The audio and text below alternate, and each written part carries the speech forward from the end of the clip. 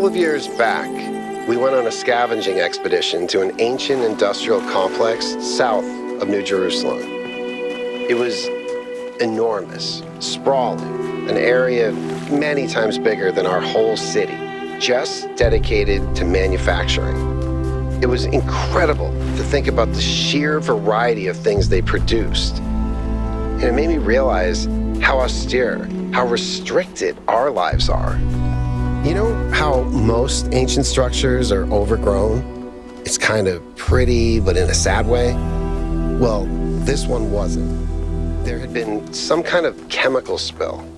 I don't know if it happened while the structure was still operational or if something had just rotted through, but it killed everything. Even centuries later, nothing could grow. It didn't have to happen that way. And history doesn't have to repeat itself.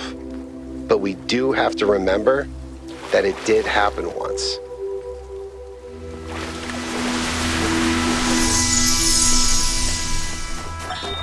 In the early days, humankind lived in a world of unexplained wonders and terrors. The powers of the elements were understood in terms of gods and spirits. After all, how else could one explain thunderstorms and earthquakes? But as the realm of scientific knowledge expanded, the realm of the mystical began to shrink. The sacred grove, as Hegel wrote, was reduced to mere timber. But as superstition retreated, another thing was lost: meaning. In a purely mechanical universe, people yearned for the comfort provided by gods and spirits. But there was no way back.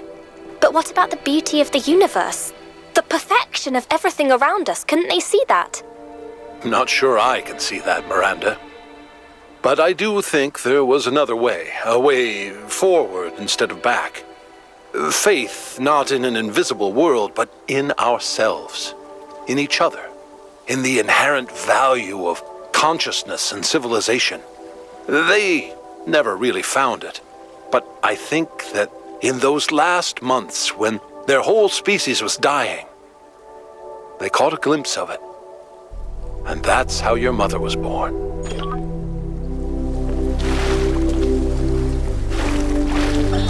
Let us consider the city. What is a city? It is not a gift from the gods, nor the product of nature.